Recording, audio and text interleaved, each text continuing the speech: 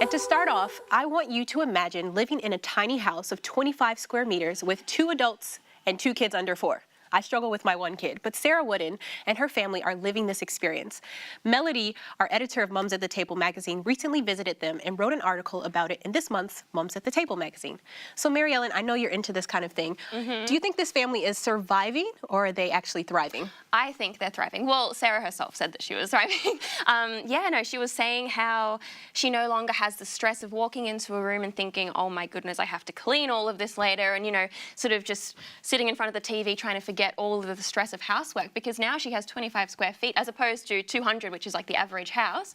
And she says that, her and her husband spend so much more time with their kids now and that they have a lot more quality time together. So, hey, I'm all for it. It sounds great. But I know for some moms, it might be not necessarily a dream, but kind of like being more like being in the space with their kids more might be a bit frightening for them. Yeah.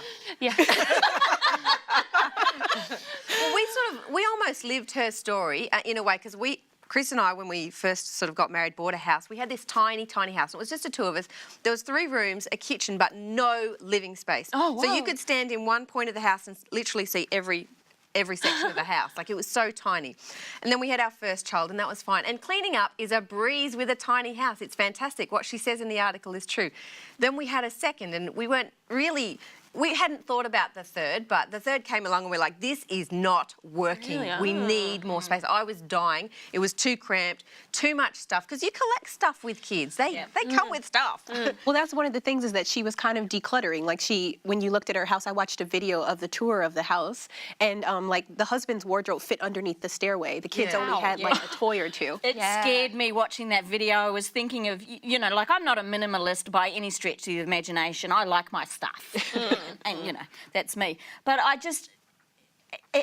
I struggled with it, because I thought, yes, okay, you have all this extra time and you have more time with the kids and the husband, but what happens if you don't get on that well together?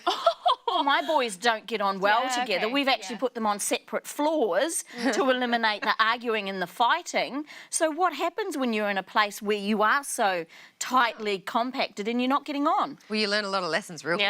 Forgiveness and patience and all that stuff. But for me, it wasn't like, I completely understand the fact that you want to have space. In my house, I love my own space in my room. It's how I survive. But it was like the lack of things that sort of really spoke to me, because I was thinking, well, as a Christian, like the Bible in a lot of places says, your priority shouldn't be material things. It should be your heaven, like your relationship with God, your relationship with others. So how do you feel about that? Do you think that, okay, Shana, maybe you don't want to downsize, but do you feel like you have too much stuff, things that distract you? No, I quite frequently go through our stuff, and our kids have learnt to get rid of stuff they're not using and donate it to op shops or to other people or whatever. Joshua just did it the other day and cleaned out his wardrobes and got everything sorted. So I think there is, you can be environmentally conscious, or conscious of your environment without having to be a minimalist. The Bible also says it's the love of money, not the not necessarily all the stuff that you have. It's a hard problem. It kind of is like that mindset around stuff, Like, for some people, the stuff may be a distraction. They may just be trying to accumulate more and more stuff. But I like this idea as I think about the amount of laundry that I have to do and all the cleaning. Like, this idea of being able to clean your entire house in a few hours is appealing. In a small house, it's a dream. And we do have a bigger house now to accommodate more kids, but it's a lot harder, and it's more stressful time. So I said to Chris the other day, I'm like, should we go to a smaller house and sort of maybe more land or something and do it that way and have more space that way? And he's like, I don't think so. So it's not happening anytime soon for us.